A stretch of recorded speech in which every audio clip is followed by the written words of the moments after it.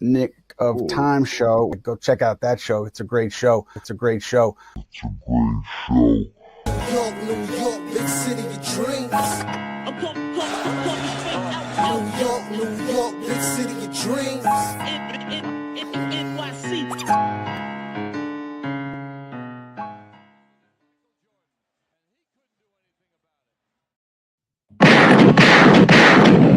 That's what I'm talking about, Lee. That's what I'm talking about, Ryan. Like this is what I'm talking about. This is what we needed. This is the energy that we need to bring when the Knicks get punched in the mouth. The Knicks get punched in the mouth, you play defense, you move the ball, you guard at the level. You do everything. You make the offensive, you make the hustle plays, you make the effort plays. This is how you respond when you're losing 4 games in a row. This is how you respond when you lose multiple games by double digits. This is how you respond when you have a team players only meeting. And I already know in that meeting, players were chewing each other out, cursing each other out, holding each other accountable. And this is the type of results you get. The Knicks beat the Clippers 123-111. OG Anunoby 20 points, Mikal Bridges 12 points. Cat almost had a triple-double. Brunson 26 and 7.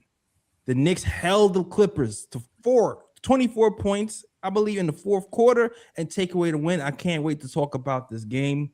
The good, the bad, the ugly. There was a lot of good, including my guy Deuce McBride starting. All right, point of attack, Hawk finally started. And we've seen the difference. Double big lineups working today. A lot of good to talk about. Let's talk about it. First, it is the man, the myth, the legend, the guy, the stats, and the facts. Ryan G's in the building. Glad to see the Knicks get back on the winning side, especially with the West Coast road trip coming up. Absolutely. And of course, you already know is the Latin assassin, Bleacher Report contributor, ESPN contributor, the Escobedo was good. Double blessings to you, JL. It's Ryan. Great to be here. My Wi-Fi's been out all day in my apartment, so I had to watch Dan on my phone once I found some bootleg streams, and I wasn't able to take notes because I had to make sure that my phone was being held, and I couldn't take notes I usually do on my phone while I watch my laptop. So it was a hot mess. But I still am here, ready to talk Knicks, and I wanted to start the show with a rest in peace to a great Knicks fan in E, who passed away from her battle with cancer. Shout out to Jesus Mata, and also shout out to my brother in arms, Jeff Clafter, who lost his mother very recently as well. So I wanted to start the show recognizing 2 knit family members and a very close friend of the show, and Jeff, who's been on here. We're thinking about you and praying about you. God bless you both. Yeah. Also, rest in peace to my boy Eric, who I recently lost. I honestly wasn't 100%. Wasn't even gonna do the show today, to be honest with you. But I'm here doing this show. We talking this basketball with you guys. All right. It's tough out here. Yeah. All right. So let's get to it, yo. Let's get to it. Knicks had a players only meeting, guys. After the loss, they chewed each other out. The media asked questions. They said they wasn't going to say anything, but they didn't have to say anything because they said something on the court. And despite the slow start today in the first quarter, Knicks performed. Knicks absolutely performed. And the thing is, and here's the thing when I'm looking at the game tape, guys, like sometimes missed shots, sometimes you being down does not mean you're playing bad. Sometimes it just means it's missed opportunities. Sometimes it means the team's getting tough shots. I felt the Knicks started off well overall. In their half-court defense, I felt like their transition defense was what failed them. The offensive rebounding is what failed them. But I felt like things like that started to pick up. The passing, though, was there. The approach was a little different. Jalen Brunson had a season-low 12 shots. Mikal Bridges was bringing up the ball a lot more. The wealth was shared. Deuce McBride was getting a lot of clean looks. The pick and roll defense was the best pick and roll defense I've seen from the Knicks since the Cup. Playing at the level, blitzing pick and rolls, fighting over screen from Deuce to Mikal Bridges to OG Anunoby. I felt like the overall collective effort of this team was that of a team desperate to win, and we got the win.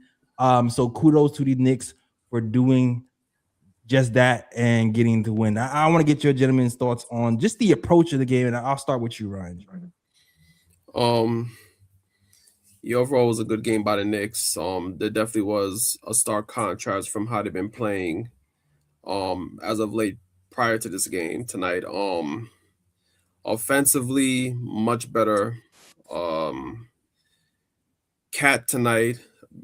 Before the game, I was keeping my eye on Cat because I didn't like the comments he made during the press conference before the run up to the game, and I was keeping a keen eye of how he would come out tonight, and I was glad with the way he came out tonight. Question: What were exactly the comments? Huh? What was it? What were the comments exactly?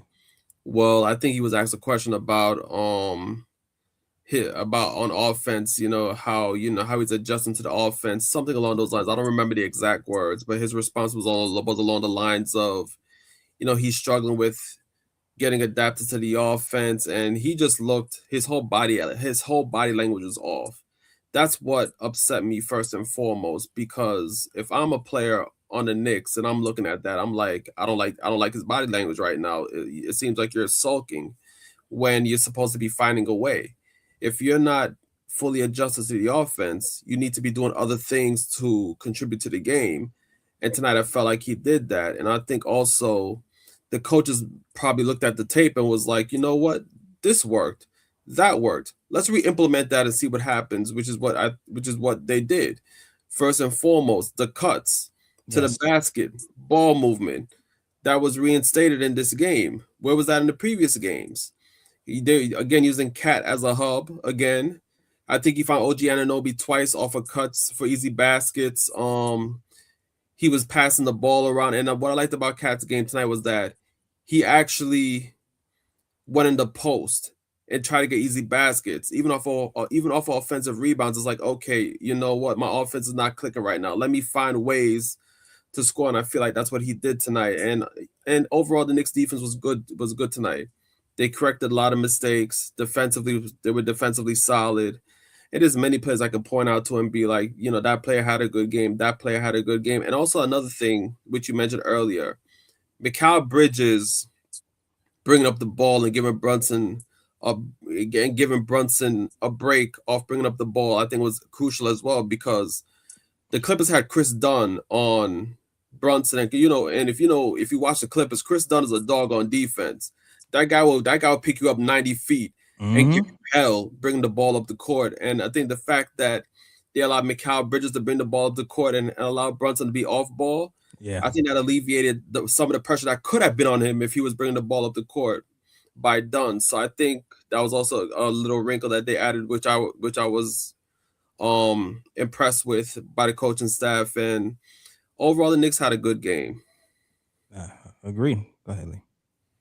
Well, first of all, if you guys watch this channel, there's no harder worker in the podcast game than my main man JLS. So I know that he's dealing with some pretty intense and heavy things right now emotionally with the passing of his friend. So I just want to congratulate him on finding the strength to do the show and being such a rock for the KOT family and being a rock specifically for me as well. I hope you're doing well, brother, and I will continue to pray for you and the family of your friend.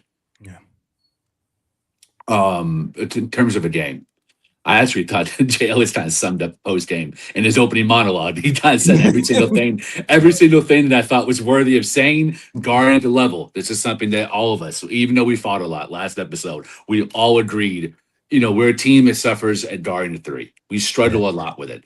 Why are you going to take away the one thing that kind of gives you somewhat of an advantage if you're undersized and slow foot to guard the level and not get into a drop? Even the guards getting the drop at guarding the perimeter makes no damn sense, right? Or guards going under screens. Today I saw an increased emphasis, starting with Deuce Bride, who really set the tone, and then I saw Jalen Brunson and especially Tyler Kolek really try to fight to get over the screen to cut off what is, to me, one of the Clippers' best components of their offense, which is off the dribble three-point shooting.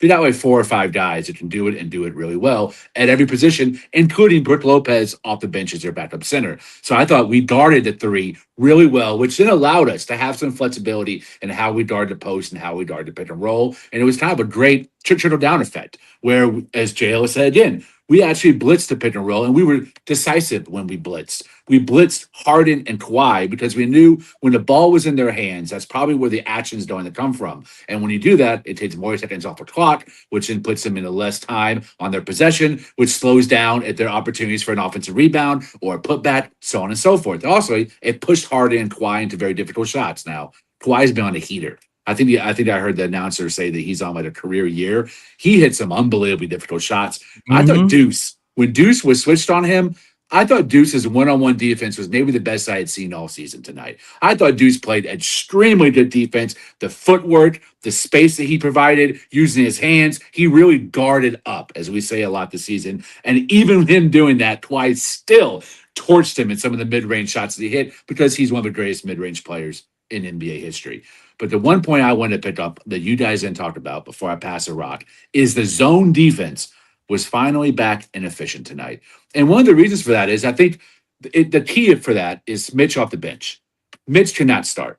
I know that we've had some arguments on the show in the playoffs and whether he should or shouldn't. I've advocated for it in the past. But this specific lineup is at its best, both offensively and defensively, not just for 5-out purposes, but also for switchability purposes. And that's tuned to zone purposes because Mike Brown actually does a zone. You have to have Deuce in that starting lineup when Hart is out. Maybe Deuce is a starting lineup when Hart is in. I don't know. That's not my job to say. But if Hart is out, Deuce must be in because Deuce's ability to guard the point of attack allows you to blitz efficiently and deadly. It also allows you to have a three-point sniper who can shoot off a dribble and catch and shoot on the offensive side. But what it does most of all is it allows you to play some zone. And now you have guys who can recover to the perimeter and close out if the ball moves to north to south instead of east to west, who can come back and guard the guy on the perimeter. When it's Yabu and Cat, don't run zone. But when it's Bruce and when it's Brunson and Deuce, Mikal and OG, you can run zone effectively, and I thought it was real. Their minutes in zone tonight were the best zone minutes I've seen the Knicks play in my entire time as a fan, ever, in one game.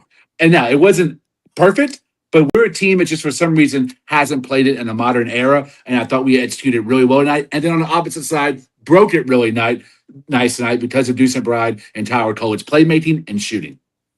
All great points. All great points.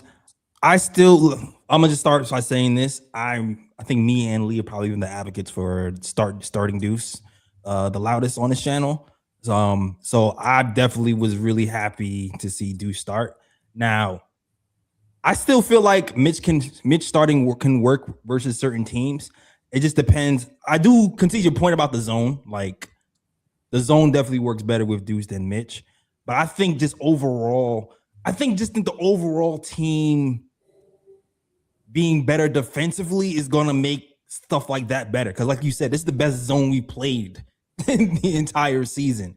But we haven't played defense since the Cup. We really haven't. We haven't played these. We have not played defense since the Cup. I don't honestly say we played defense maybe not even the Spurs game. Like we were down. That Spurs game that we lost, the second Spurs game, we barely played defense. Even though we barely lost, we were just shooting really well. But we haven't played defense after the Cup, and I feel like this renewed energy on defense is really going to help. And I'm gonna bring it right back to Cat. Let's talk about him. First thing with Cat, the double big lineup works when Cat is as active as he was today. Like I've seen Cat close out hard on 3-pointers. I haven't seen that many times this season. I've seen him do that multiple times a day. I've seen Cat blitz Kawhi Leonard at the 3-point line. Like instead of just dropping back, he's 2-3 feet in front of the 3-point line, causing them to have to pass the ball, and he's rotating back to his man. That type of activity level from Cat is what we need all game, and that's the type of activity level that can win a championship if you do it consistently. You just have to do it consistently. And this is what's maddening about this team, because we were just top 10 in defensive rating weeks ago. So I know they're better than what we've been seeing. But today they got kicked in the teeth and responded. Maybe it's the new practice or whatever, but this is the type of level that we need from Cat on a defensive end. As far as the offensive end, things that we talked about last game. We never really seen Cat and Brunson play like a two-man game with each other to open up things for the rest of the team. We actually saw that today. Hello, it's like your two best offensive players being involved in action. That might work. That might bend the defense. Crazy that you took this long to actually try it in the game and it worked. Shocker. Shocker. Tyler Kolek and Cat. If I'm Karl Anthony Towns, Tyler Kolek is my best friend, and I'm lobbying to never trade that man. Because when Tyler Kolek and Cat share the floor, I feel like Cat is his most comfortable on the offensive end because he knows if he's moving without the ball and he's diving, if Tyler Kolek has a slither of space, he's throwing the ball. And for the most part, he's hitting him in stride, and he has a chance for and one. Tyler Kolek, we already know, is the best passer on the game. Yeah. So if you're looking for, and this is why I'm saying, this is why even last game I was calling for more Tyler Kolek minutes. If Karl Anthony Towns is having trouble getting going, yes, he can ISO, but you already see some stats. Some stats says he's the worst isolation offender in the game. I think he's like top, not the worst, but maybe like bottom three or something. I think second or third. Second or third. Yeah. Run pick and roll with Cat and Kolek. Get him going, get his confidence going. Now I think he can start doing all these other moves. I think that's another way to get Cat going. So for Cat to, congratulations, Cat. I know you've been sulking, rightfully so. Yeah, you took only 6 shots, 4 shots or 6 shots last game. Part of that is you're not getting the ball. Part of that is when you are getting the ball, you're forcing the issue versus a guy like Isaiah Stewart and causing turnovers.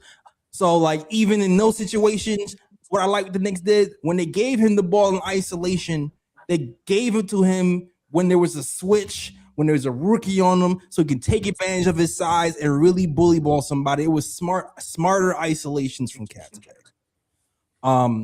So we're cooking. Damn. So okay. Love what Cat did today. This is the Cat I want to see from now on. Love the approach from this coaching staff. This is the approach. This is the approach I want to see from now on. More ball movement, more off-ball movement from Jalen Brunson. Defense, blitzing pick and rolls. This is what I like to see. I don't know if anybody has anything to add.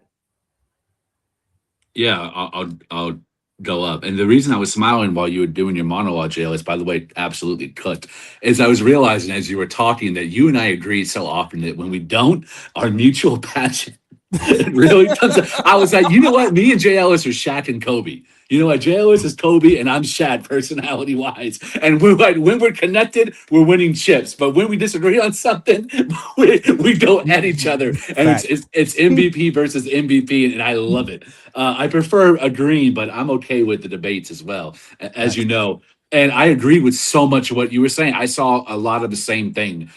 Cat and Brunson creating a two-man game, not just in basic pick and roll, but Cat really being a purposeful screener for Brunson too, which really loads up on the strong side. Strong side meaning where the ball is. And when you load up on the strong side, it sucks the defense in, which allows for that corner shooter over there on the weak side, which is where the ball isn't, to have a more wide open shot. It also means that routes, and here's where Cat is so awesome in this.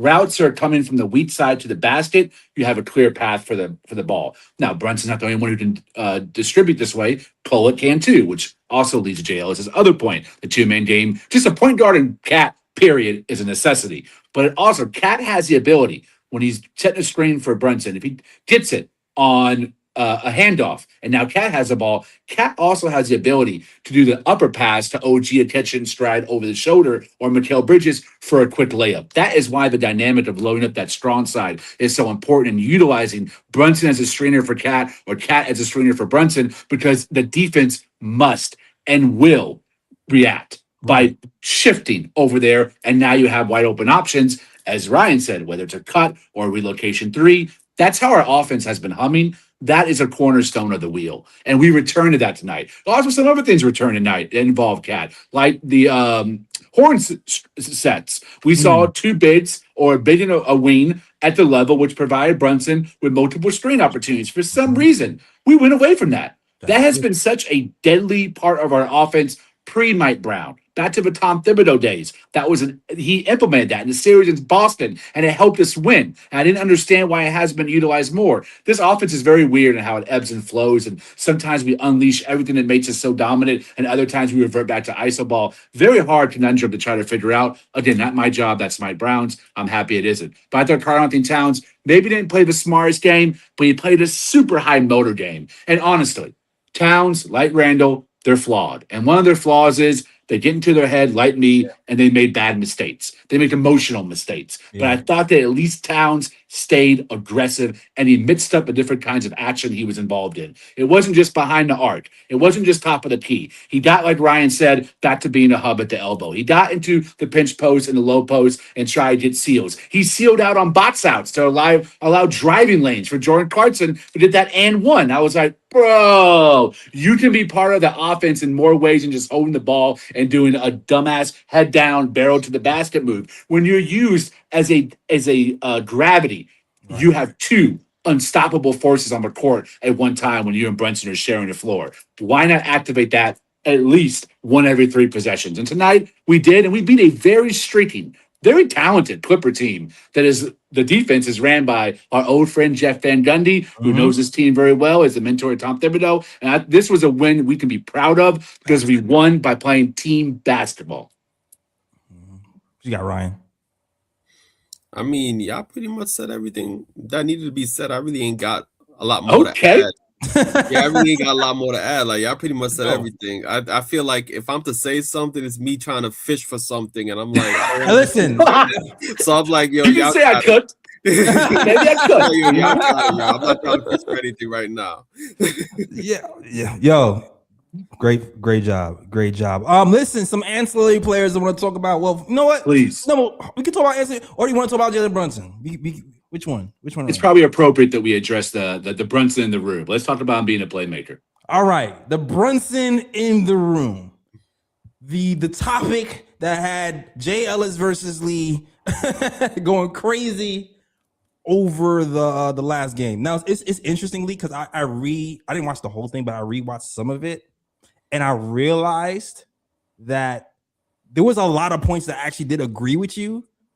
Okay, but I got blinded by the ego comment. I think the ego comment kind of threw me. I was like, wait, ego? It was like, because it's like Jalen Brunson sacrifices $115 million so other people can be on his team and they can build out the team. And to me, a person with an ego doesn't sacrifice $115 million.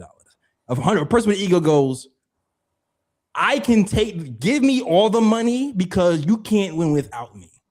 That's what a person with an ego does. I think the thing with Brunson and the passing is, yes, he needs to pass more. No, without a doubt. Yes, he needs to be off the ball more, without a doubt. Right? But also, I do feel like this is game, 30-something? Mm-hmm. I do feel like the Knicks' success and the way that we've been running our offense has been scouted. So I do feel like when you've been scouted, it's a team's duty to adjust. And when we got scouted yesterday, when I'm screaming like there's no passing lanes, you want him to pass the ball, there's no passing lane. As a point guard, especially a short point guard, and I'm gonna tell you, I have not played at the NBA level. I played summer leagues, church basketball league stuff. All right. But as a short point guard, when you're double teamed by length, sometimes it feels more comfortable to shoot the ball than pass the ball because you can see somebody hunting a passing lane. And you feel like if the person is too far away and if I throw this ball, it's a steal. So when things like that are happening, I feel like you need to be schemed more. You need to have more off-ball movement. You need to have somebody else bring up the ball. You need to be not as predictable with just Jalen Brunson bringing up the ball and you're able to load up and stuff like that happening. So when I was saying last time, there's no passing angles, there's some passing angles. this is a more articulate way of me saying why I saw there was no passing deal. I felt like there was no off-ball cutting.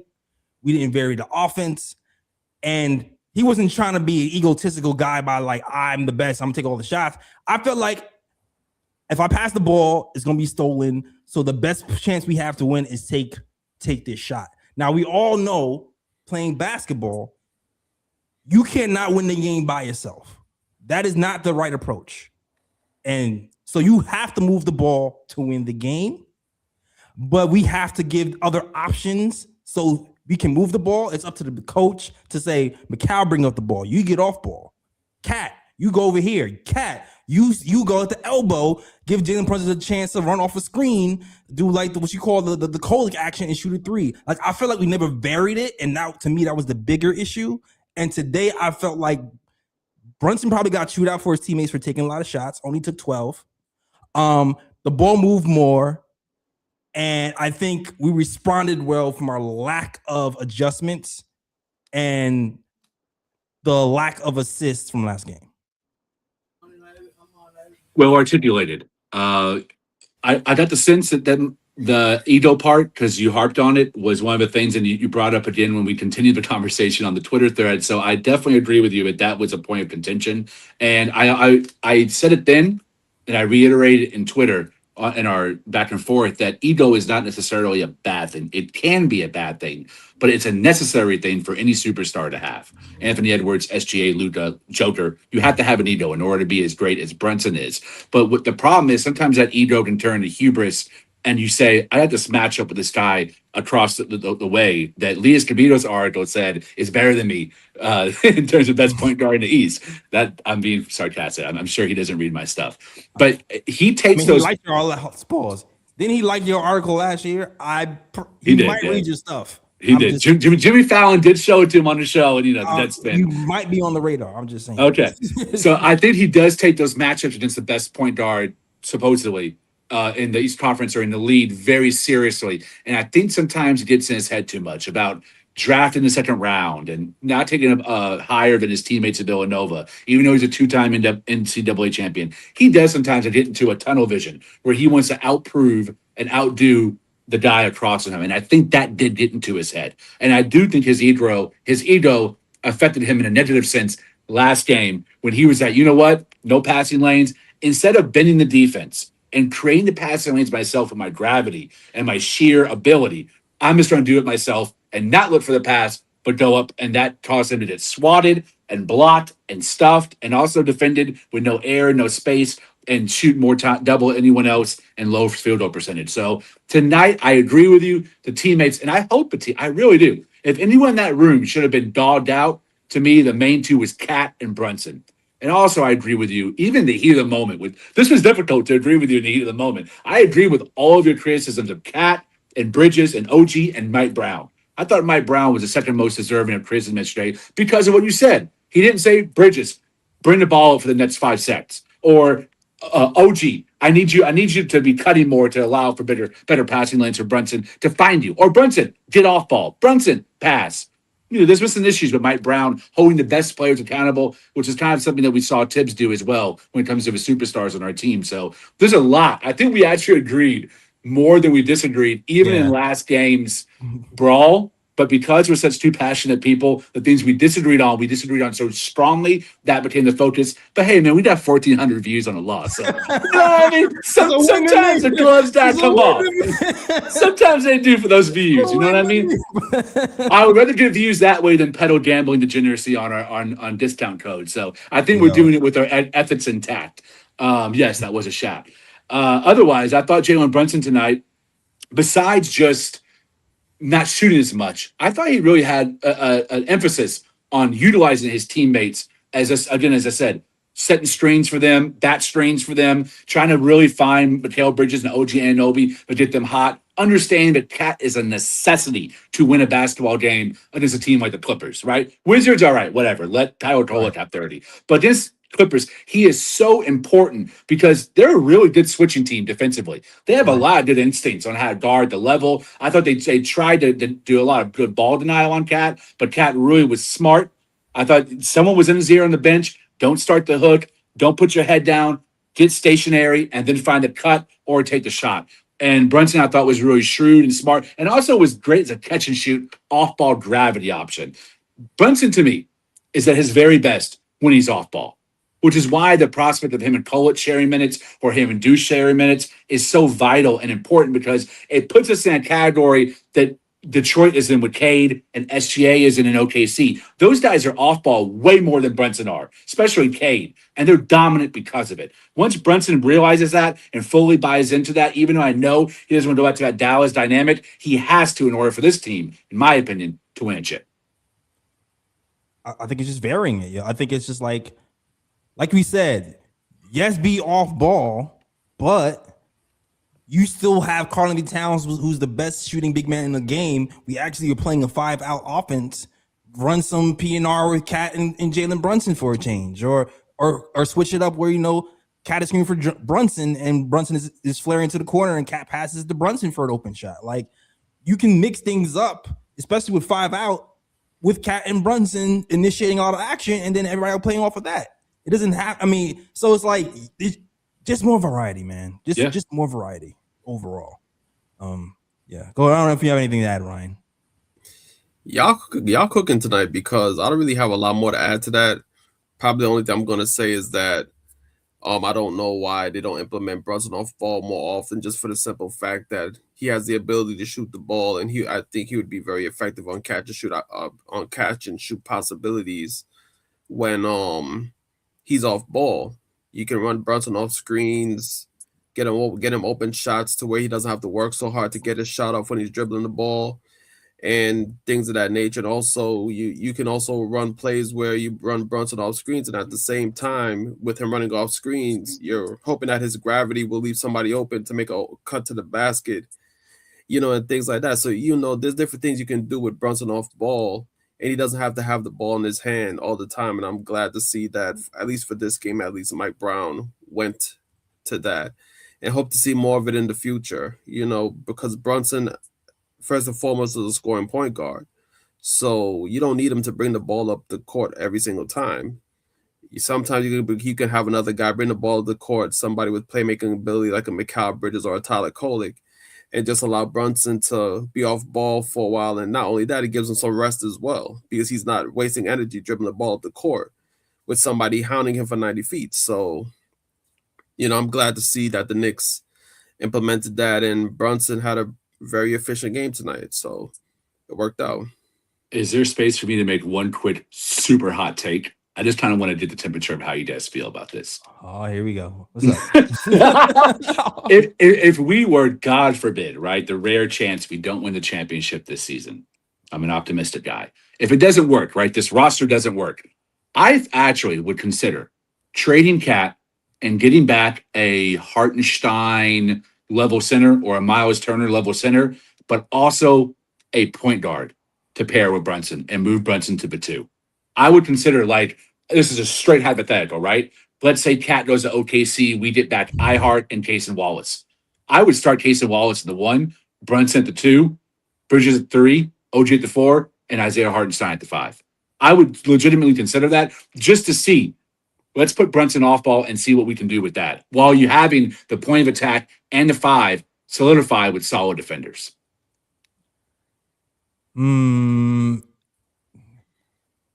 It's something to think about for sure. It's something to think about, because he does work well off ball, for sure, especially after bending defenses. It's something to think about. I'm not too familiar. Oh, I know Hartenstein's game. Hartenstein is a great passing center who can kind of do a lot of things that he's not Cat, but he can do a lot of the passing things that Cat does, that Brunson actually, he feasted off of when Mitchell Robinson first went down. Like, he's pretty much playing through Hartenstein for like a half a season. It's just it's something to think about, man. I wouldn't totally dismiss it. It's something to think about. It's inspired by our brother down the street, Raw Hebrew, who made it when he was on the show, said that they're approaching the luxury tax. So they're trying to shed salary. Cat hasn't signed an extension, so they could see him as maybe a rental. And then Isaiah Hartenstein, who signed long term to come back to New York. And then with the Casey Wallace, whoever you get the point guard has to also have the ability to play on and off ball. So that you can mix and match and switch. You don't want to have someone who can only play point guard, right? You want it to be able to be dynamic. But if this doesn't work, if this specific type of 5-out lineup doesn't work with Brunson at the point, I would consider moving him to the 2 and seeing what we can do defensively to shore up our 1-5. I'll say this. I think it's not necessary to have a straight up point guard next to Brunson per se. I just feel like it just has to be a guy that can bring the ball to the court at times just to alleviate some of that pressure on him to bring the ball up the court every single time. So it could be, it doesn't even have to be a guy that plays point guard the majority of the time. It could even be a combo guard, somebody that can handle the ball and at the same time, play the 2 as well at times, and they can just rotate, bring the ball up the court. So I don't think it has to be a point guard. I just think it has to be somebody who's at least a combo guard, somebody who can bring the ball up the court, and at the same time, it's kind of like you have 2 guards that can play both the 1 and the 2. Like Derek White. Yeah, somebody like that. Or like this is kind of, I mean, he's out of the league now, but this is why I wanted Malcolm Brogdon for a few years here. Exactly. That's exactly why I wanted Malcolm Brogdon here. Yep. Prime Malcolm Brogdon is a perfect player. Yeah, like can play on ball, off board, and play defense, and hit the 3. Like that's. It might sound crazy, I think, when you first hear it, but it's all about shoring up that 1-5 defense and pick and roll because it's killing us, and it has killed us ever since we've had Cat on the team. Exactly, but I think the Knicks should just click this game up and repeat it. You know what I'm saying? Just they've had trouble with that. Spam it, man. Whenever Cat has dropped at the 3-point line, we get cooked. Whenever Cat has come up to the 3-point line, we've done fine. Same thing with Mitch. When Mitch is dropping, we got cooked. When we started coming up on the 3-point line and not just letting the shooters dictate where they shoot, put pressure on them to make the play, we've been well. Just stop dropping at the 3-point line. I feel that's half our problem. That really is. Because the other half is Brunson, which is what inspired me to have that trade idea. I thought Brunson still got cooked today on defense. The effort was there, but I thought he had no ability in containing James Harden at the point of attack. Harden blew by him, and that created their offense get hot in that third quarter, where he was starting to find shooters as the playmaker because Brunson, he provided no opposition to his point of attack dribble drive offense. And I was sitting there, and I was like, damn it, at some point this is going to have to be addressed. You need Cat to play the type of defense I don't think he's capable of doing on a night in, night out basis in order for us to win a chip. And that's like that level of consistency. Can you bank on it? I don't know, man. I don't know. Yeah, it's I feel like the coach just has to coach him hard. Like the coach coaches Kolek hard. You know, the coach has to coach like Cat and Brunson hard. Yeah, and I'm gonna add this because it was actually one of my broad picks tonight, but I do feel like the only way this is going to work, Mike Brown is gonna have to really hold players accountable, meaning that I don't give a damn if you're the star of this team. If you miss a defensive assignment, I'm gonna put you on the bench and bring someone else in the game that knows the defensive assignment and know what we're trying to do on defense. Because, like, for example, this is my broad pick, but I'm gonna bring it up right now since we're talking about this. So there was a game, Lakers versus the Pelicans, I believe.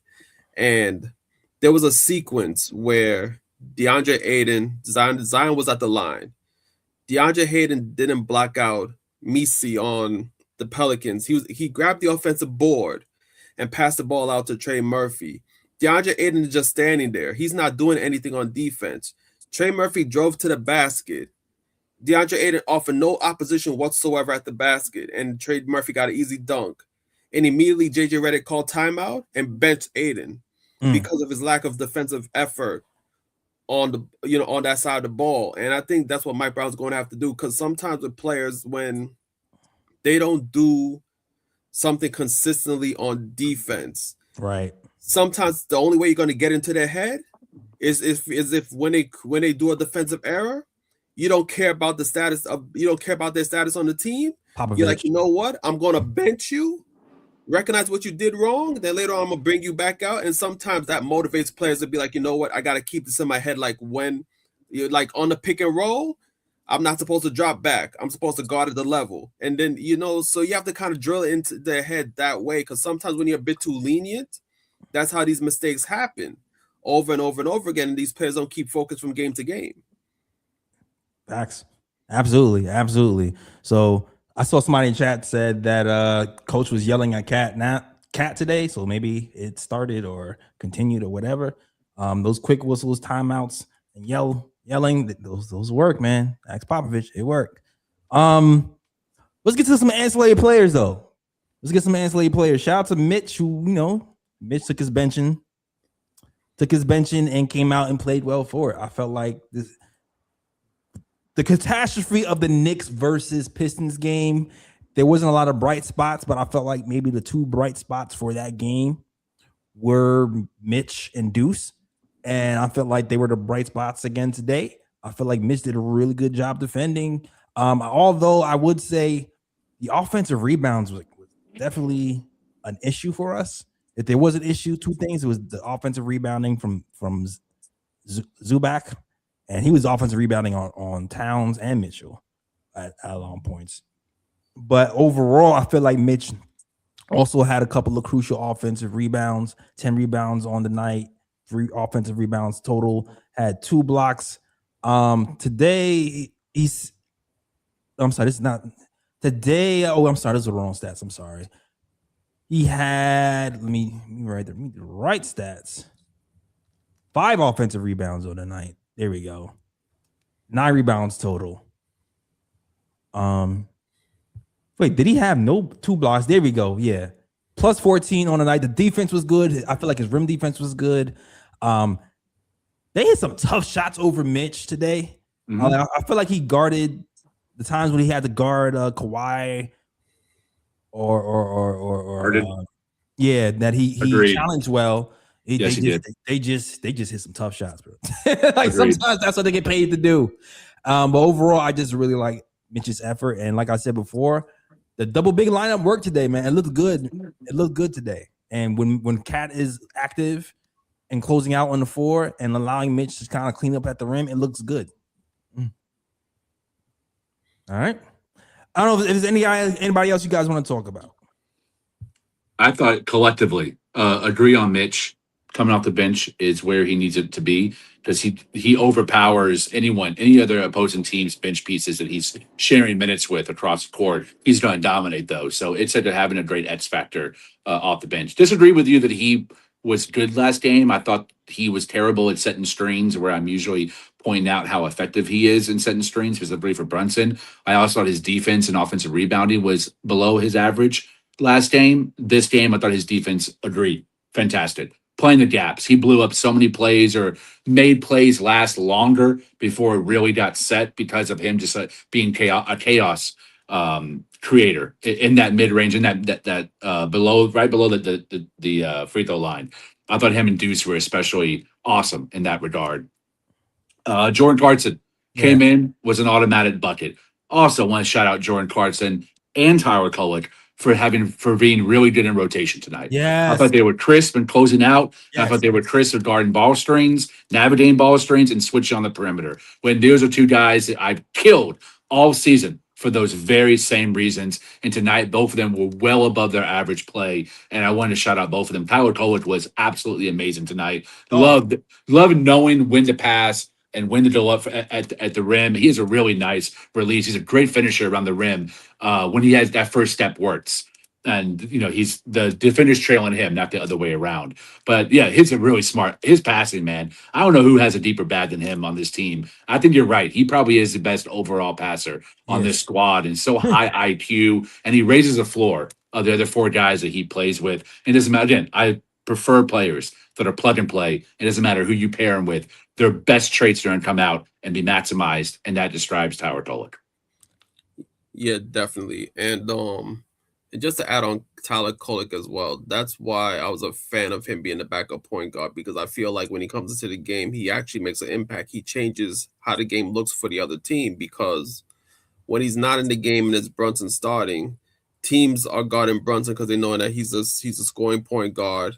They know that, you know, there's not going to be that threat of, you know, the passing threat where, you know, Brunson's going to go looking for his teammates and things of that nature. Brunson more so looks for his teammates after, you know, he dribbles a bit, you know, draws in the defense, and he might pass it out to somebody, whatever the case may be. Where Kolick, he's not just doing that. Kolick doesn't just dribble the ball and then look for somebody to pass the ball to. He's also passing the ball in like the Florida offense as well. So it's like if someone passes the ball to him, sometimes he just, you know, just quickly passing the ball to whoever's open, or just finding those open passing lanes and finding guys open for shots and things of that nature. Like, he changes the game when he's on the court. So that's where, you know, Kolick is more effective, and that's why I like him, because he's a change up to what Brunson provides for the Knicks. And also, I also want to clarify my comment earlier as well, because I think Nick Yak said that you really can't take your better players out of the game when they mess up defensively. Now, I just need to clarify a bit. I'm not talking about one mistake and you're like, yeah, get out the game. Like, you're not going to do that to Brunson. You're not going to do that to Cat. When it's repeated over and over and over again and it becomes bad, that's when you have to really be like, okay, you know what? Like, you can't keep on making the same mistake over and over and over again and have the team burn us on defense. That's when you're like, okay, you know what? Now you get benched, and, you know, you bring in somebody else, you know, just to, you know, get it through their head, like, okay, you know, I can't keep on making these same mistakes over and over and hurting us in the game. That's what I meant. But yeah, the bench play was good. Also want to shout out Yabusele as well, because, you know, we kill him on this podcast. we kill him on this podcast. He played well, and you definitely got to give him his props. I think he hit 2 threes tonight. He was active, defensively active. On the boards, he was active as well, blocking out Zubac from getting rebounds and allowing other guys to come in and grab boards. So you have to give Yabusele his props as well. So yeah, Yabusele. This is the most I've seen Yabusele compete. Like, he looked like he wanted to win. Like, it looked like whatever meeting they had, even though he didn't play big minutes, like, he looked like he started to take things personally. Like, he hit a big 3 in the corner that was, you know, with confidence. Tough 3 covered. Jalen Brunson was doubled on one side of the court. He hit another 3 at the elbow. That was like a momentum shot too. I felt like Clippers were trying to like kind of call back, and Yabusele was like, nope, bang that 3. And like Ryan said, he really competed on the glass. I think this is Yabu's best game to me of the season.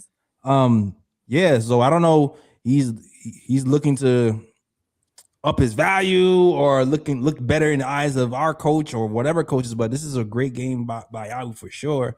And yeah, and Kolick too, man. I just want to say Kolick's defense and his activity level today was so refreshing. Like, to the point where his motor was just kind of popping off the screen, where I felt like he was moving faster than like the other 9 players on the court at one point. Like, there was like a stretch where I think he poked the ball away from, was it Harden at half court? And then that he poked away from Harden, from the ball from Harden at half court, then ends up turning the ball over right after that. But then ends up like immediately running back on defense to the corner at full speed while everybody else is running half speed, and causes another turnover. And this was like all in a span of like a minute or 2.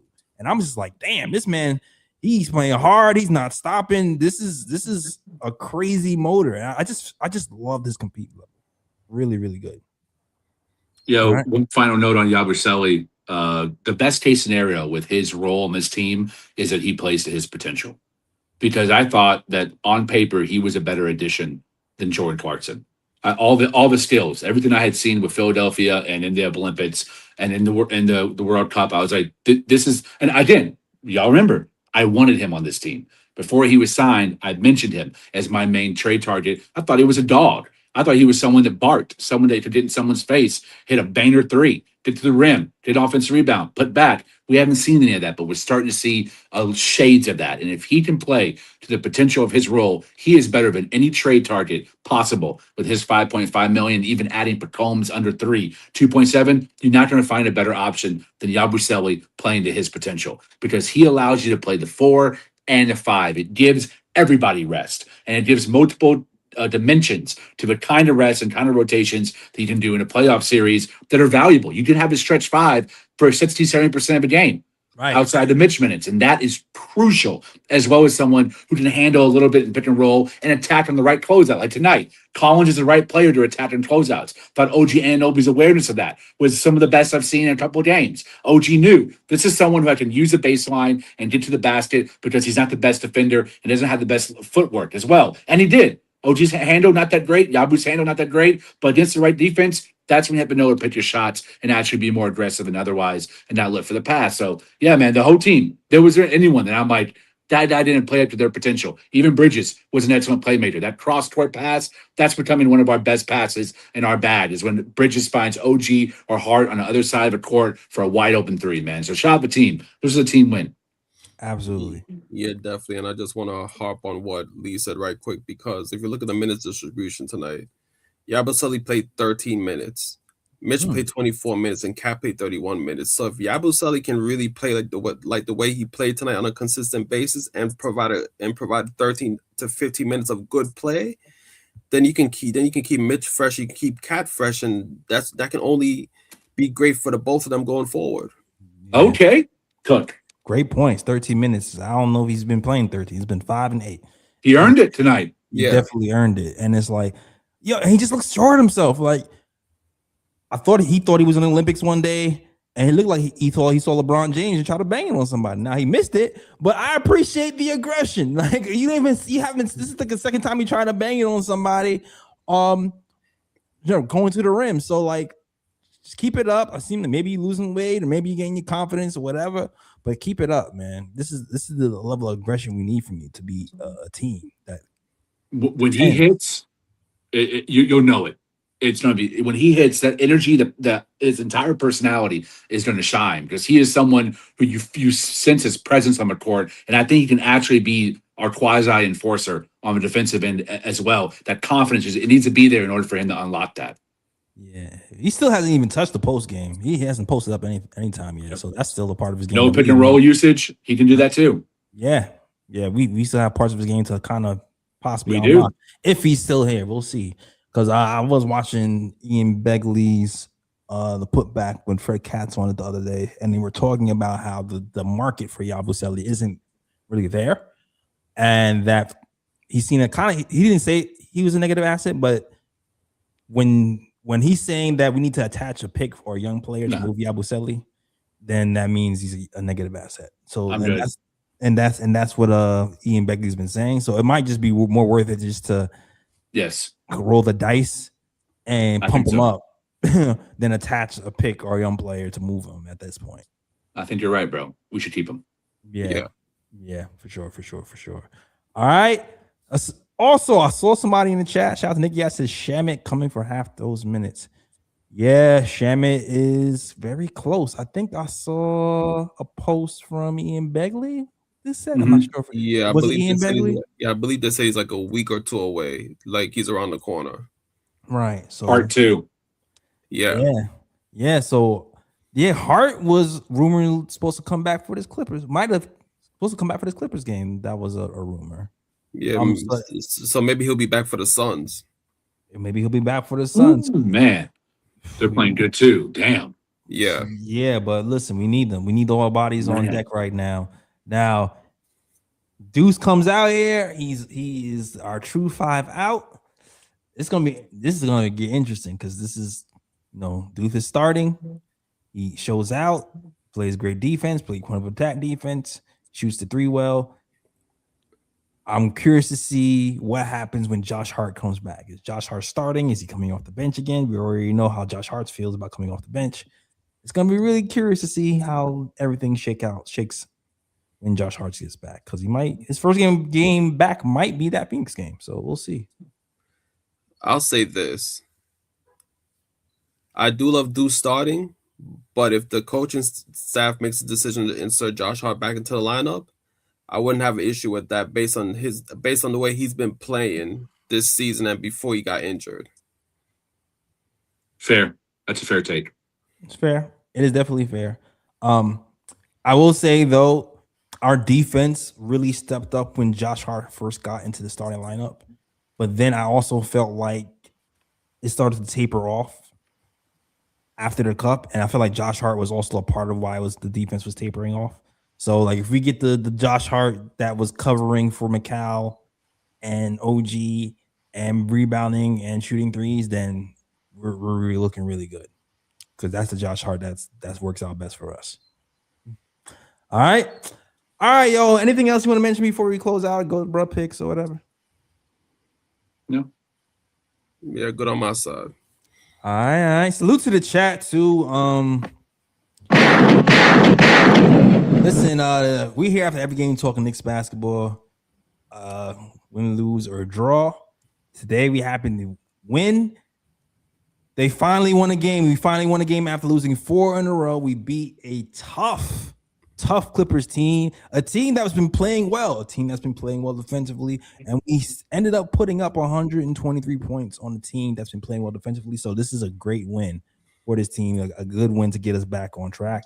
But hopefully you enjoyed the show. If you did enjoy the show, help us out, man. Like we're so close to getting 9,000 followers. Of course, the big goal was 10,000, but before you get to 10,000, got to get to 9,000. I believe we're like 6 away from 9,000 subscribers. So if you enjoy the content, if you're on Twitter, if you're on YouTube, help us get to 9,000 followers and enjoy the KOT family. All right. But salute to everybody in the chat. Shout out to Alexander CP. Shout out to Kim. Shout out to Kim Doc. Shout out to Anna Grill. Shout out to Easter Blue.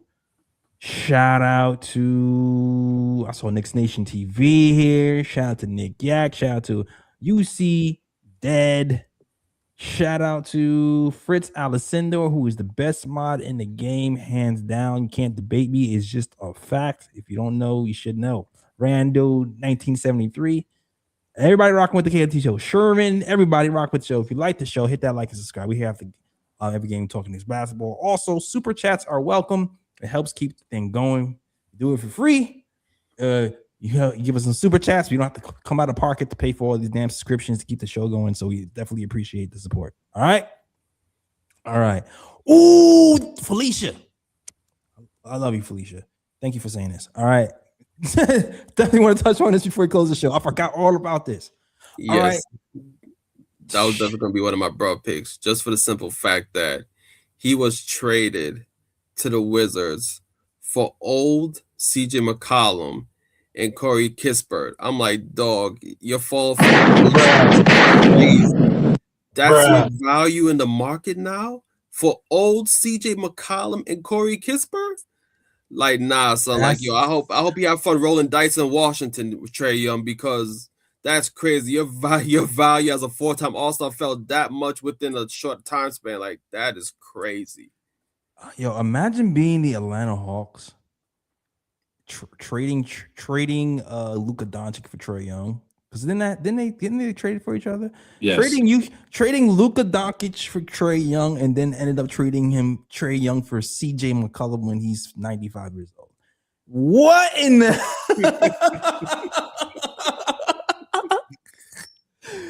the Hawks GM should be sick right now. You know what's worse? Oh my God. JLS, you know what's worse? The extra pick they got from Dallas in that trade. You know who they took with that extra pick? Because they traded Luka to Dallas and got Trae and a first-round pick. Do you know who they took with that first-round pick they got from Dallas? Ooh. Cam Reddish. Oh my God. Bruh. Woo. Hey, yo. Yo, if you are an Atlanta GM, if you're an Atlanta fan, man, I feel sorry for you guys, man. Like, do you know where that Atlanta GM is now working? Who made that move? Foot Locker? Washington. Oh, damn. Bruh. No, Nico's at Foot Locker. Travis Schnelt is at Washington. Washington. Holy cow. So it's like he kind of like screwed Atlanta and then screwed Atlanta again from a different place. That's crazy. How you screw Atlanta twice and you don't work for Indeed Atlanta it the is. second time? Very Holy crazy. cow. That is some wow. I'm hearing that Atlanta is going to ramp up their efforts to get AD now too. Yeah.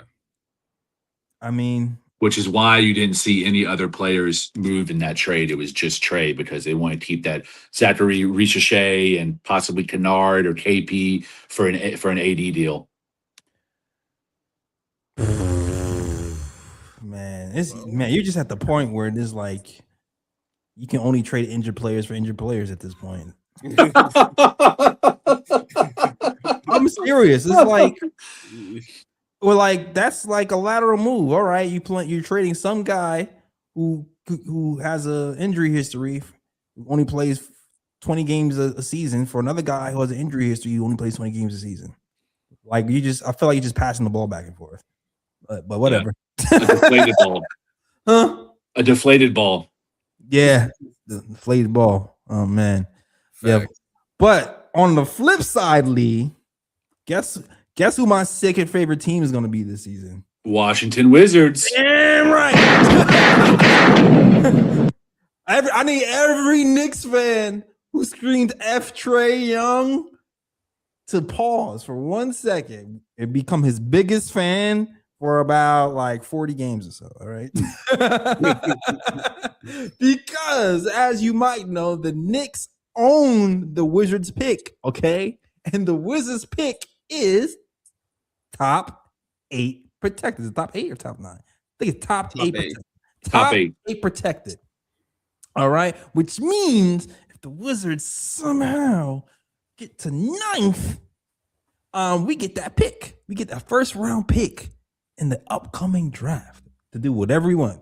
We just draft somebody, whether it's traded, it's an asset that we didn't have. Because yeah. So it's like if that pick does not convey, those picks turn into 2 second rounders. It's still pretty good, you know. Probably. The funny thing is the Wizards don't even have to get to 9th in the East. All they have to do is get to 5th. Because when they get to 5th, all those odds even out. We mean fifth in the East? What do you mean 5th in the East? I mean like 5th from bottom in the East. Oh, 5th from the bottom in the 5th worst record in the East. Yeah. All right, so we need because all those odds even out. So if they stay within that top 4, they have better odds of staying within that top 8. But once they hit that 5th spot, it gets tricky from there. It's not a guarantee that they'll be top 8. Now here's the thing. Here's the thing. We already seen this movie before. All right, we already seen this movie with the Dallas Mavericks. So there once upon a time, the Dallas Mavericks, we had a Dallas Mavericks pick, and it was top, I believe, 10 protected, I believe. Correct. Yeah. It was top 10 protected. It looked like the Knicks were about to get a first round pick, and then the Dallas Mavericks tanked. They ended up drafting Lively, and we did not get that pick because of it. NBA, y'all doing all this investigation. I need you to investigate the Washington Wizards. All right. If the Washington Wizards all of a sudden starts running off games and end up sitting Trey Young the final 20 games, I'm throwing a computer. I'm breaking something. Because my preference would actually be to draft that player rather than trade it. Unless we're getting a Giannis, I think that I would prefer. And I think the odds would be in our favor that we're not going to get some player of Giannis' caliber. Let's draft it. I looked at OKC. Look how good they were last year. Now we got AJ Mitchell finally coming in to take those minutes that they were getting from Alex Caruso in terms of like volume and ability. Like you have to have guys in the chamber who can grow, and to have a lottery pick at number 9. Oh man, are you kidding me? I'd rather have that in a deep draft personally. I mean, it makes sense. I agree with you. It makes sense. At that point, it depends on the cap and what they do, right. What we doing with the cap, because as you know, a top 9 pick costs more than a second round pick. So the Knicks might really have to work hard and go, okay, is this person we picking at 9? How does he fit with us long term? I feel like whatever, if we decide to go that route, if they draft somebody at 9, they feel like he's so far along that he contribute now. I kind of feel like they'll they'll go more for the sure thing than the higher upside if that was to happen. Agreed.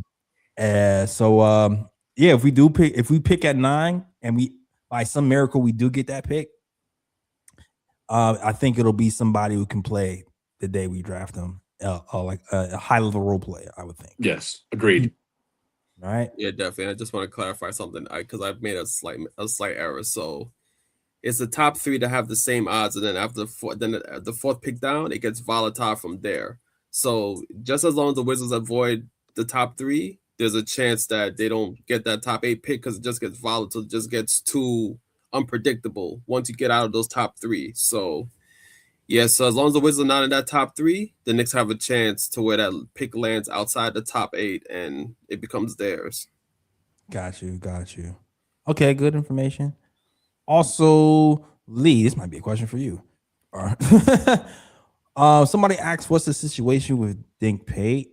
I saw actually. Who did we cut today? We finally cut Tosin. Finally, yeah, we cut Tosin, and we signed Trey Jamison to a 2-way. I think we signed Trey Jamison to a 2-way today and cut Tosin. No, Trey Jameson was already on a 2-way. Oh, did we convert? Did we convert Trey Jamison to like a regular contract? I think Trey Jamison not being cut guaranteed his 2-way for the rest of the season. I think that's the way that I read it. Let me see. Let me be accurate on this program. Hold on. This is where we need Fritz. Yeah, let's see. Was after the Ian? Sorry, I was kind of unplugged today, to be honest with you. So Me too. I have no Wi-Fi. Well, yeah, you literally had no Wi-Fi. Like I literally like pretty much unplugged from the internet until like right before game time. Let's see. If anybody has information while I look for it, let me know.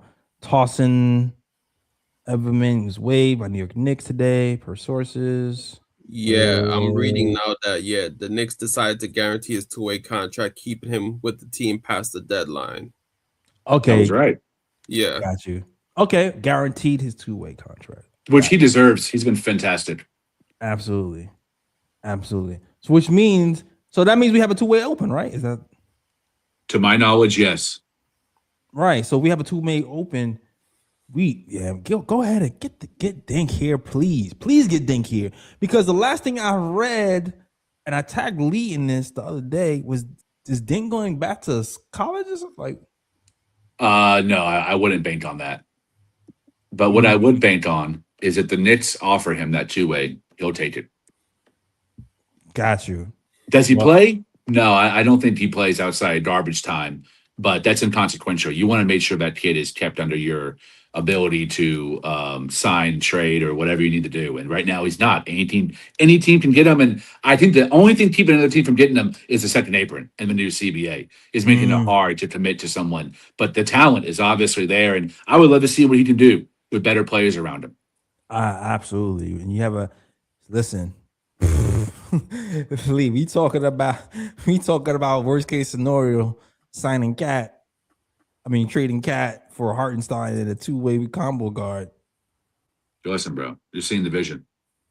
2-way combo guard. You're seeing the vision, bro. Who is how tall is Ding again? 6'8".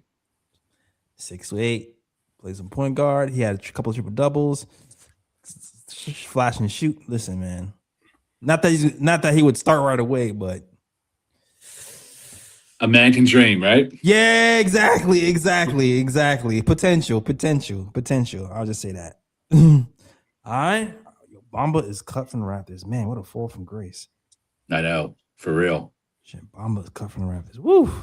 Damn shame. That's a broad pick. Yeah, man. Top 5 to not mention at all. Wasn't he a top 5 pick too? I don't know if he was that high. Top 8?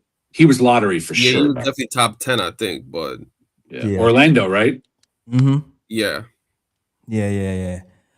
For sure. All right, yo. That's the show. Do you have any more, bro? Do you have any bro picks, Ryan? I do have one more bro pick.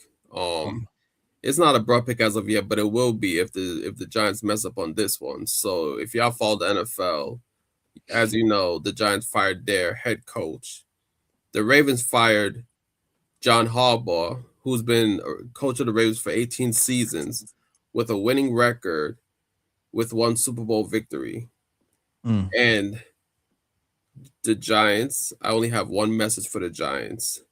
If you don't do everything within your power to get John Harbaugh in the Big Apple to coach the New York Giants, I will shove my foot so far up that organization's ass that you can see my toes come out of your damn mouth. All right, you do everything within your power to sign John Harbaugh. Do not mess this up, New York Giants, please and thanks. And if you've seen Ryan G's feet, you don't want that. Trust me. I never even see this feet. Oh man. All right, yo. All right, yo. That's the show. Hold up. Wait, what? Hold up. I gotta unload the chamber on the bro pit, man. Oh, I feel like this is gonna be political. Listen, man. This year's already been hell, man, and just damn started. If you're MAGA, apologies in advance. I want to state I am not a Democrat. I'm not a liberal. I'm not a progressive. I'm not a social democrat. I'm nothing. I'm not leftist. I'm nothing. I'm just an independent. And I speak as an American right now, man. Like ICE's murder of the young woman in Minnesota today. I don't know what's going on with this country, man. This is like we're an absolute embarrassment. First, F ICE, F Trump, F Elon Musk, F the MAGA establishment. Because that young woman, that mother of three, Renee Nicole Good, rest in power, to have her killed in cold blood it's unbelievable. Not just as unbelievable, but the response from the right is absolutely disgusting. It's right on cue. You can expect and predict exactly how people who play identity politics on the right and who are partisan and can just not whatever in their essence can never criticize the party in which they check the box in when they don't a polling booth, because we see politics like sports is unbelievably deranged to me. And just as an American, right, not having any political affiliation, but how the F can you possibly be okay or comfortable with where the country is right now in only year one of Trump's second term? We have $1 billion bailout to Argentina while Americans can't buy groceries. We've bombed 7 countries in the last 12 months. We invaded Venezuela and disposed a dictator. Why are we playing military police in other countries while our citizens suffer? We have grocery prices that are through the roof. I'm living paycheck to paycheck and I freelance, and I'm barely paying my bills. I'm going to get a little bit honest here because it's affected me so personally.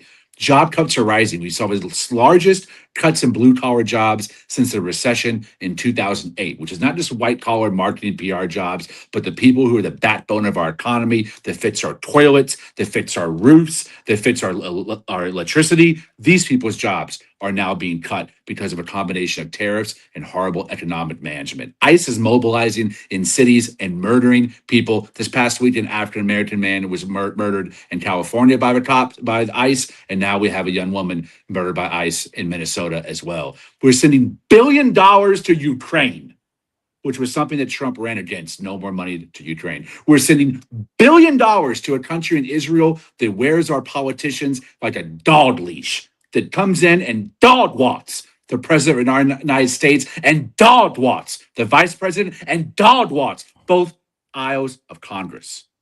We have a pedophile list with 2 million pages that have yet to be released, and the ones that have been released are redacted, because if they weren't redacted, our entire civilization would crumble.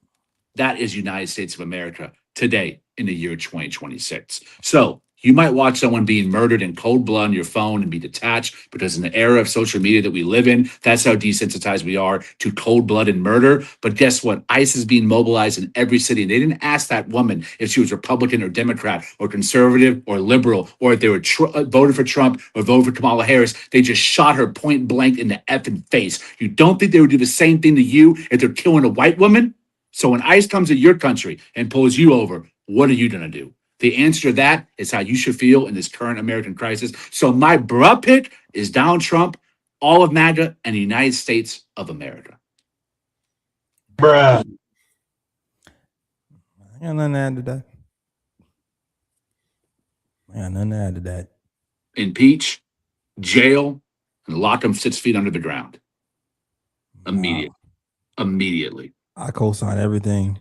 It's kind of crazy because I don't know, as a Black American, I'm sadly been desensitized to senseless death and nobody caring. To be honest with you, because I've seen a lot of people be murdered and excused for what's the three? They're resisting arrest, or they have a record, so he was a criminal anyway, or some kind of variation of that. So I'm not surprised. It's sad. It's sad. It's sad that I'm desensitized, but I am desensitized because when this was happening years ago and I was crying and arguing with people in comments, nobody cared then. So I honestly don't expect. The state of the country is the best case scenario is our president of the United States is not a pedophile, but he's protecting pedophiles. And the worst case scenario is he is a pedophile, protecting other pedophiles, and he's raped children. Pick your poison. Each way you're effed. That's the other part too. Again, let's not say that word too. Let's use a substitute word because they be flagging that word there. But to me, that's the obvious part too, because he's like I've said this before. I say this again, man. He's on Howard Stern today. If you type in Donald Trump, Howard Stern, bragging that he is taking advantage of underage teenage girls in the Miss Universe pageant and seeing them naked. He's bragging about it. That's on the internet today. That's not redacted. That's him bragging, and with millions of views.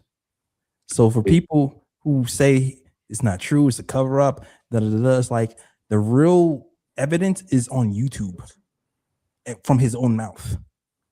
And we knew that back in 2016. So anyone who voted for him has no excuse.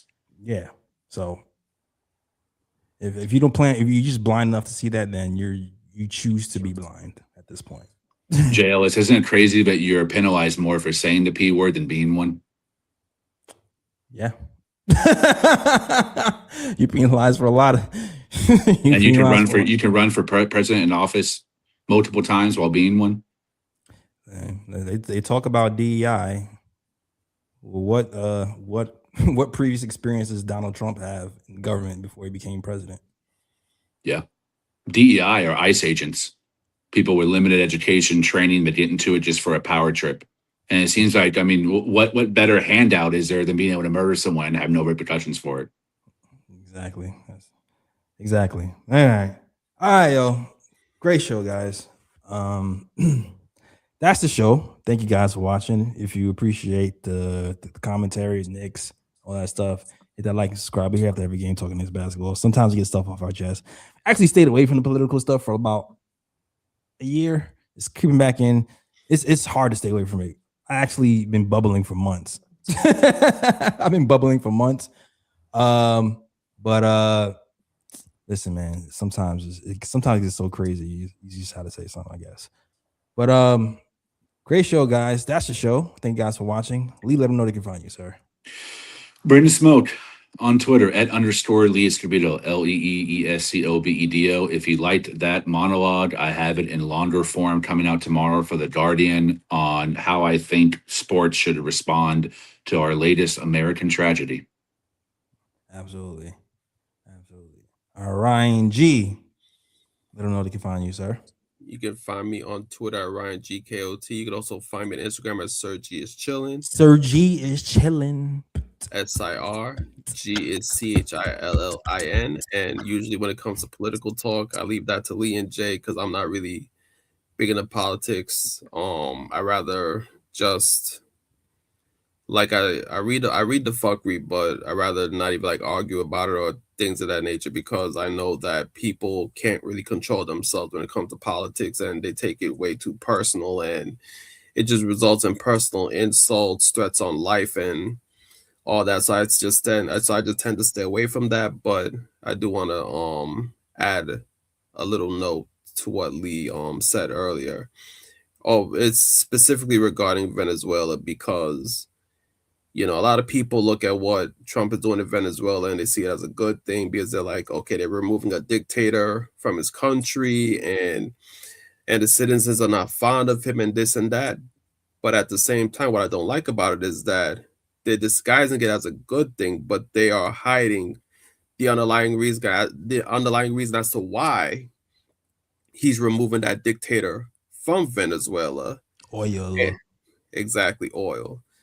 And if you're not really keen on what's going on, you're easily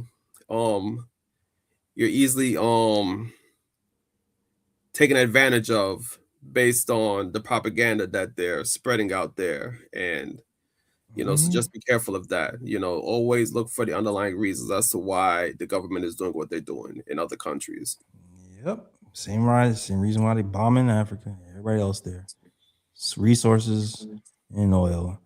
And you know, freaking countries in Africa kicked out France, and they be able to actually to stabilize themselves financially for the first time because European countries have been kind of milking African countries. And even though they're so rich in resources, that's the reason why a lot of African countries are just not doing well financially. And now they see those countries are kind of getting stronger and they don't like it. So they're going to try to squeeze those countries to keep them down financially. So definitely pay attention to what's going over there as well. Like there's a lot of countries that get taken over, but no one really talks about what's happening in Africa a lot. Like how children are mining. Children just mining minerals for cell phones, and that's how people are and that's how we're getting our cell phones and people taking advantage of that. People don't really talk about how America actually just take advantage of struggling countries like Haiti, take their resources and fund everything else. It's like we need to, before we just blame other people who say they can't get it together because that's who they are. Sometimes you have to step back and say, this is how it's manufactured. It's not that they can't get it together. It's structured that way so they can't get it together. Saying how there's Black communities here, it's like, wow, man, Black communities, they're all run down. They never go anywhere. Like there's no thriving Black communities. There were plenty of thriving Black communities here, but they were deconstructed on purpose. Build highways through them so they couldn't flourish anymore. Burned to the ground when they were flourishing out of jealousy. Like this is a repeating pattern from America, and it doesn't happen just in other Black countries and other countries here, but that's happened in America today. So like, be more mindful of that type of stuff. Careful, Jay Ellis. You're asking people to do two things that people don't like to do. One is read books or read, period. And the other one is not confirm their own biases. Those are two very difficult things for people to do. And MAGA is especially, I think anyone who identifies as a group of political identity, to me, is a sign of low IQ. But to me, MAGA is a special brand of stupid because they support, obviously, they don't support anything Trump does, but they're supporting a specific Argentinian overthrow while not acknowledging that now all the Argentinian immigrants, which was their major talking point about Biden, was open borders. Now all of these Argentinian immigrants are now coming to America as refugees. So you're getting exactly what you didn't do, what you didn't want, and what you voted against. You're getting by now supporting Trump's overthrowing of Venezuela. Like the level of cognitive dissonance is astounding. How stupid we are as Americans. Yeah, and the changing the history too is like, oh, we're gonna force African museums to say slavery wasn't that bad, so we can rewrite history, so we can reteach people. So like it's freaking diabolical, man. It's freaking diabolical. But I digress. I'm ending this It's show. absolutely true. I'm because I'm going down the hole that I said I was gonna go down. I'm ending the show. All right, yo. That's the show. Thank you guys for watching. As always, you already know. Shout out the Worldwide West. Everywhere we go, we leave a worldwide mess. A mess out here in these Knicks streets. Rest in peace, my boy Eric. That's the show. Thank you guys for watching. Peace. Peace. New York, big city of dreams. New York, big city of dreams. dreams.